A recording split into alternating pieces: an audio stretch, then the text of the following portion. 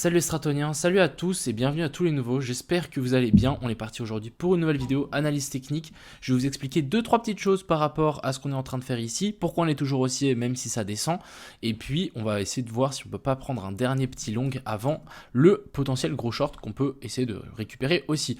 On va parler du BTC, de l'Ether, du BNB, l'indice du dollar, l'SP500, on va aller parler de Apt qui est assez intéressant, on va aller parler de Engine aussi, et puis on ira bien évidemment voir les liquidations comme d'habitude, et puis faire un petit tour sur Twitter. Enfin bref, j'espère que cette vidéo vous plaira. Je vous souhaite à tous un excellent visionnage et puis on est directement parti.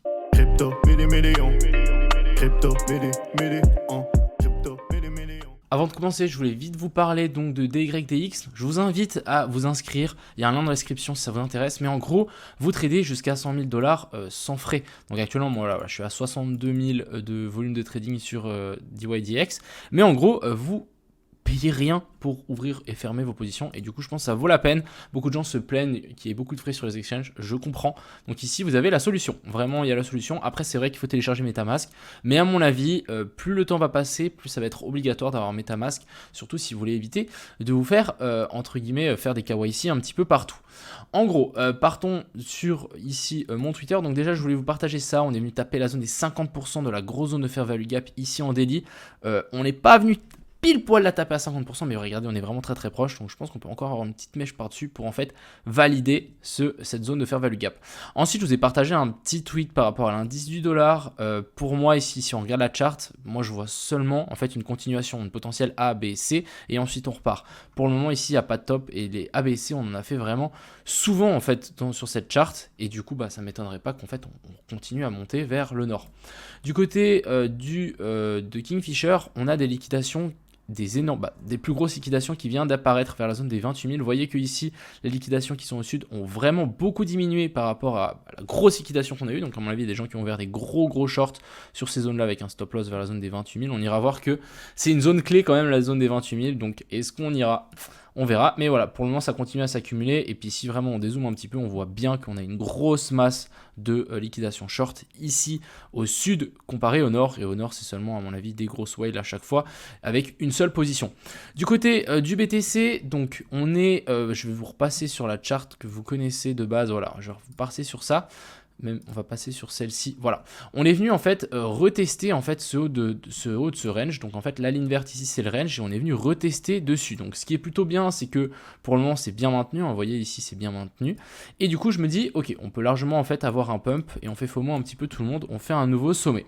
En faisant un nouveau sommet, ça veut dire que on va prendre les gens qui sont en train de shorter et on va les piéger si on réintègre. Et à partir du moment où on va en fait réintégrer et piéger, je ne sais pas si vous vous souvenez, mais j'avais dessiné ça. On peut vraiment, je pense, déplacer ça comme ceci. Donc, on est venu taper là-haut. Ensuite, on redescend, faire un pullback. On vient faire un nouveau sommet, ce qui nous permet de chercher la zone de fair value gap ici en 12 heures qui est un petit peu plus haut. On peut venir chercher donc cette petite zone ici. Donc là, vraiment, on a des zones de résistance qui sont un petit peu plus haut. Je verrais bien, en fait, faire un nouveau sommet. On piège tous les gens qui sont en train de shorter maintenant alors que c'est trop tôt. On les piège, ensuite on réintègre et ensuite il faudra réintégrer le range si on veut suivre du coup mon plan de manipulation dans ce style là. Donc personnellement moi j'ai ouvert un petit long, je me suis pris le stop loss sur le long juste avant, je vais vous expliquer pourquoi. En fait ici on avait une inversion de structure qui s'est formée vraiment plutôt clean. Donc là hop, inversion de structure, en plus avec la mèche ici on était venu chercher assez bas, on est même revenu chercher donc sous plus bas ci, donc je me suis dit ok, on est venu prendre pas mal de liquidité, ça peut repumper, donc j'ai long par là et du coup finalement on est quand même revenu me rechercher droit derrière. Donc actuellement j'ai relong juste ici, quand j'ai vu que ça a réintégré j'ai relong. Maintenant on verra si ça passe, mais vous voyez que le marché actuellement est vraiment très piégeur, même les setups les plus simples galèrent à passer. Mais en tout cas ce qui est plutôt bien c'est que là on est venu taper donc l'order block qui est ici, si on passe en 5 minutes, je crois que j'ai les mêmes, ouais voilà, 5 minutes, vous voyez, là c'est la dernière bougie rouge, on est venu taper l'order block, donc je me dis ok, ici on l'avait pas tapé, si on le tape maintenant, il y a une potentielle chance qu'on pump. Maintenant ce qu'il nous faut c'est absolument une clôture au-dessus de ça, et ensuite on avise, pourquoi pas redescendre, repartir, mais c'est vrai que le marché actuellement est pas si simple que ça à trader. En parlant de tendance et de structure, etc., ici on peut bien voir qu'on reste haussier. On fait, pour le moment, pour le cas, on fait un nouveau sommet, donc ici c'est validé. Maintenant ce qu'il nous faut, c'est maintenir donc ce plus bas-ci et nous faire un nouveau sommet. Vraiment nous faire un nouveau sommet. Et ensuite, ce qui sera intéressant, c'est de revenir faire un nouveau sommet, clôture au-dessus de ça, et ensuite on a notre zone d'inversion structure. Et à partir du moment où on peut faire quelque chose du style, on va vraiment pouvoir piéger des gens au-dessus de ce sommet-là, et du coup, en fait, on aura une 3 mouvements. Souvent, un top se fait en 1, 2, et ensuite un troisième. On vient chercher, hop, et ensuite, on dégoupille, on fait un joli petite inversion de structure, donc changement de caractère, et ensuite, ça s'inverse. Donc, quand je parle de changement de caractère, je parle de ceci. Vraiment nous faire un premier sommet, ensuite, on vient là. Un deuxième sommet avec une vraie clôture, en fait, au-dessus des mèches là. Ensuite, réintégration, breakout de ce plus bas là, et ensuite on peut soit pullback le haut du range, soit grimper un petit peu plus haut, venir chercher dans la discount zone, et puis ensuite ça peut peut-être valoir la peine. Mais pour le moment, il n'y a rien de tout ça, on est juste en train de faire un joli pullback, et du coup, potentiel long ici à venir chercher, la structure haussière est toujours valide. Mais méfiance quand même. Du côté ici de l'Ether, on est sur la zone dure, on est sur la zone de POI. Donc la zone de POI, c'est cette zone-là. Je rappelle que si on prend la charte comme ceci, on fait toujours des sommets toujours plus bas. Même chose ici, on a fait un nouveau plus bas. Donc actuellement ici, c'est bien une tendance baissière. Et si en fait on a des gens qui veulent shorter et qui veulent maintenir cette structure baissière, qu'est-ce qu'ils vont faire? Ils vont venir chercher la zone de POI qu'il y a ici. Hop, et du coup ici ça devrait se retourner. On peut même, je pense, prendre le Fibo, revenir dans la zone de OTE, donc par là autour. Vous voyez qu'on est vraiment dans la zone. La zone de OTE, c'est de la zone des 0,62 à 0,79. Donc vraiment, pour le moment, on est dans cette zone. Donc c'est une zone dans laquelle il y a forcément des gens qui vont essayer de pousser ce remarché vers le bas. Et ça, c'est plutôt bon signe si vraiment vous voulez acheter plus bas, hein, bien évidemment. Mais en tout cas, moi, acheter de l'Ethereum ici, non.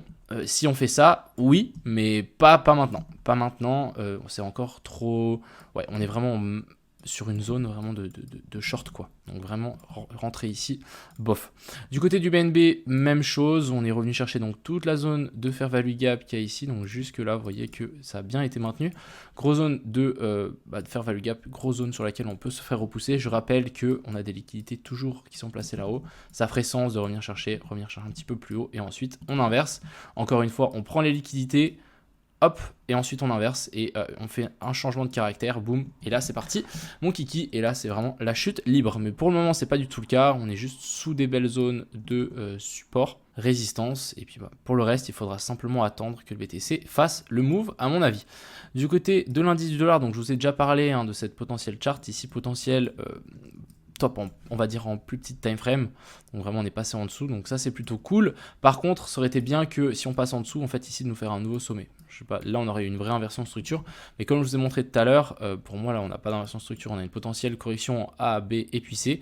On a une zone de fair value gap à venir chercher jusqu'ici, on a une zone de fair value gap à venir chercher jusqu'ici, on a un equal low à venir potentiellement chercher ici aussi, donc avant de vouloir pousser vers le nord.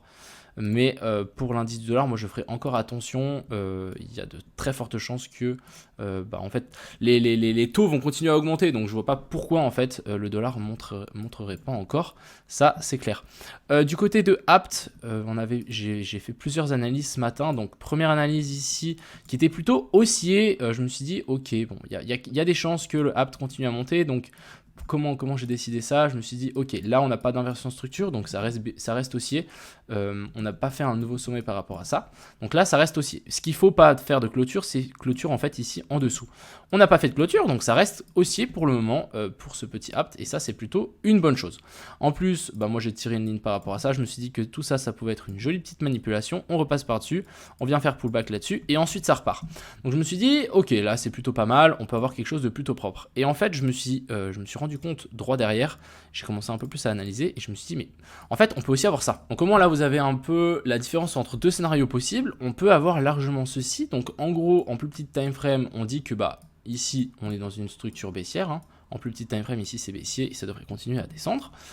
On a eu donc ici un equal high, donc poche de liquidité qui s'est formée ici au-dessus, si ça veut bien dessiner un rectangle, voilà, poche de liquidité qui s'est formée au-dessus, ici on récupère la liquidité, ça rechute, ensuite qu'est-ce qu'on a ici? On a eu, alors ça j'ai dessiné depuis quand on était là, mais maintenant on a bien validé ça, on a bel et bien eu notre boss, donc ici vous voyez bien qu'on a une clôture sous ce plus bas là, on a notre cos, inversion de la structure, la poche de liquidité du coup des longues se retrouve ici, il y a potentiellement une chance qu'on vienne chercher un petit peu plus haut. On prend les zones de fair value gap, on peut revenir chercher donc ici le Fibo, la zone de discount, la zone des 0,705 et ensuite ça inverse et on chute jusqu'ici en bas et ensuite on avise parce que on n'a pas eu en fait de changement de situation, même qu'on est encore haussier, je veux dire en grosse time frame, on n'a pas eu de changement de situation en fait de cette baisse.